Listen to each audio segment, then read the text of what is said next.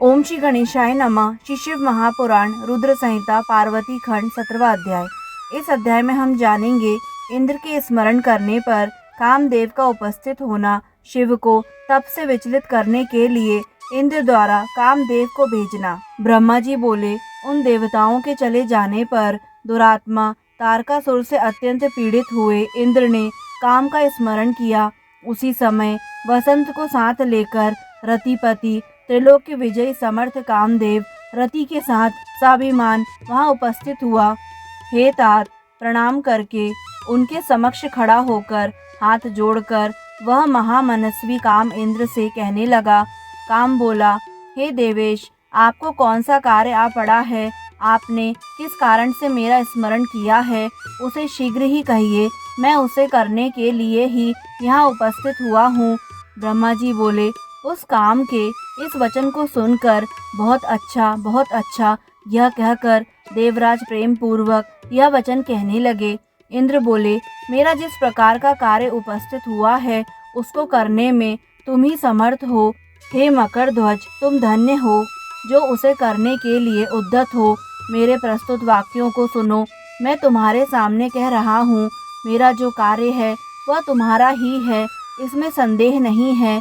मेरे बहुत से महान मित्र हैं, किंतु हे काम, तुम्हारे समान उत्तम मित्र कहीं भी नहीं है। हे तात, विजय प्राप्त करने के लिए मेरे पास दो ही उपाय हैं, एक वज्र और दूसरे तुम। जिसमें वज्र तो कदाचित निष्फल भी हो जाता है, किंतु तुम कभी निष्फल होने वाले नहीं हो। जिससे अपना हित हो उससे प्रिय और कौन हो सकता है। इसलिए तुम मेरे सर्वश्रेष्ठ मित्र हो। तुम अवश्य ही मेरा कार्य संपन्न कर सकते हो। समय अनुसार मेरे सामने असाध्य दुख उत्पन्न हो गया है, तुम्हारे अतिरिक्त कोई भी उसे दूर करने में समर्थ नहीं है। दुर्भिक्ष पड़ने पर दानी की, युद्ध स्थल में शूरवीर की, आपत्ति काल में मित्र की, असमर्थ होने पर स्त्रियों की तथा कुल की, नम्रता में तथा संकट के उपस्थित होने पर सत्य की और उत्तम स्नेह की परीक्षा परोक्ष काल में होती है। यह अन्यथा नहीं है, यह सत्य कहा गया है। हे मित्रवर्य, दूसरे के द्वारा दूर न की जा सकने वाली मेरी इस विपत्ति के आ पड़ने पर आज तुम्हारी परीक्षा होगी। सुख की प्राप्ति कराने वाला यह कार्य केवल मेरा ही नहीं है, अपितु यह सभी देवता आदि का कार्य है, इसमें संदेह नहीं है। ब्रह्मा जी बोले, इस प्रकार इंद्र के इस वचन को सुनकर कामदेव मुस्कुराते हुए प्रेम युक्त वचन कहने लगा। काम बोला, हे देवराज, आप इस प्रकार की बातें क्यों कर रहे हैं? मैं आपको उत्तर नहीं दे सकता। बनावटी मित्र ही लोक में देखे जाते हैं, वास्तविक उपकारी के विषय में कुछ कहा नहीं जाता है। जो मित्र संकट में बहुत बातें करता है वह क्या कार्य करेगा? फिर भी हे महाराज, हे प्रभु, मैं कुछ कह रहा हूँ, उसे आप सुने। हे मित्र, जो आपका पद छीनने के लिए कठोर तपस्या कर रहा है, मैं आपके उस शत्रु को तप से सर्वथा च्युत कर दूंगा। चाहे वह देवता, ऋषि एवं दानव आदि कोई हो, उसे क्षण भर में सुंदर स्त्री के कटाक्ष से भ्रष्ट कर दूंगा। फिर मनुष्यों की तो मेरे सामने कोई गणना ही नहीं है। आपके वज्र और अन्य बहुत से शस्त्र दूर ही रहें। मेरे जैसे मित्र के रहते वे आपका क्या कार्य कर सकते हैं? मैं ब्रह्मा तथा विष्णु को भी विचलित कर सकता हूँ। अधिक क्या कहूँ, मैं शंकर को भी भ्रष्ट कर सकता हूँ। औरों की तो गणना ही नहीं है। मेरे पास 5 ही कोमल बाण हैं और वे भी पुष्प निर्मित हैं। 3 प्रकार वाला मेरा धनुष भी पुष्पमय है। उसकी डोरी भ्रमरों से युक्त है। मेरा बल सुंदर स्त्री है तथा वसंत मेरा सचिव कहा गया है।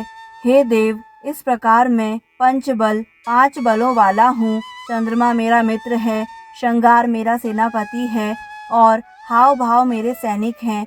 हे इंद्र, ये सभी मेरे उपकरण मृदु हैं और मैं भी उसी प्रकार का हूँ जिससे जो कार्य पूर्ण हो। बुद्धिमान व्यक्ति को चाहिए कि उसको उसी कार्य में नियुक्त करे। अतः हे इंद्र, मेरे योग्य जो भी कार्य हो उसमें आप मुझे नियुक्त करें। ब्रह्मा जी बोले, हे नारद, इस प्रकार उसके वचन को सुनकर इंद्र अत्यंत प्रसन्न हो उठे और वाणी से सत्कार करते हुए वे स्त्रियों को सुख देने वाले काम से कहने लगे।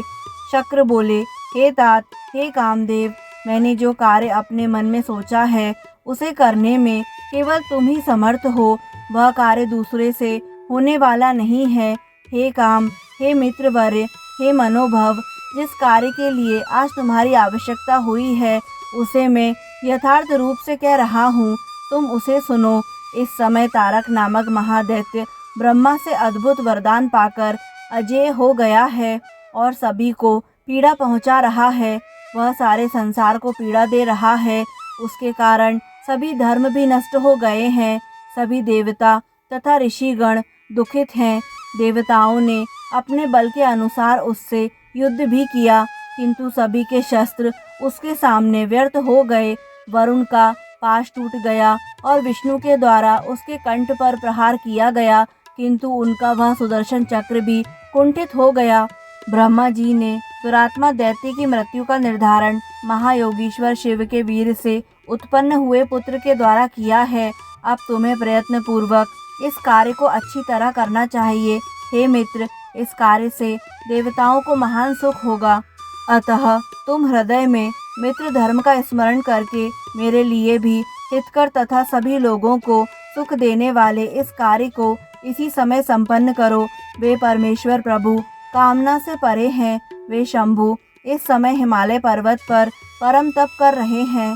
मैंने ऐसा सुना है कि उनके समीप ही पार्वती अपने पिता से आज्ञा लेकर अपनी सखियों के साथ उन्हें प्रसन्न कर अपना पति बनाने के उद्देश्य से सेवा परायण रहती हैं। हे काम, इस प्रकार का उपाय करना चाहिए जिससे कि चित्त को वश में रखने वाले शिव जी की अभिरुचि पार्वती में हो जाए। ऐसा करके तुम कृत्य हो जाओगे और सारा दुख नष्ट हो जाएगा। तुम्हारी कीर्ति भी संसार में चिरस्थायी हो जाएगी, इसमें संदेह नहीं है। ब्रह्मा जी बोले। इंद्र के इस प्रकार कहने पर कामदेव का मुख कमल खिल उठा और उसने प्रेम पूर्वक इंद्र से कहा, मैं आपका यह कार्य निसंदेह करूँगा। शिव की माया से मोहित कामदेव ने उनके वचन को ओम ऐसा कहकर शीघ्रता पूर्वक स्वीकार कर लिया। तत्पश्चात जहाँ साक्षात योगीश्वर शंकर कठोर तप कर रहे थे, वहाँ प्रसन्न चित्त होकर अपनी पत्नी तथा वसंत को साथ लेकर कामदेव पहुँच गया। इस प्रकार शिशिव महापुराण के अंतर्गत द्वितीय रुद्र संहिता के तृतीय पार्वती खंड में इंद्र कामदेव संवाद वर्णन नामक 17वां अध्याय पूर्ण हुआ। दोस्तों, आगे आने वाले सभी अध्यायों को निरंतर सुनने के लिए हमारे YouTube चैनल आध्यात्मिक कथाएं को लाइक करें, सब्सक्राइब करें और बेल आइकन पर प्रेस करें। धन्यवाद।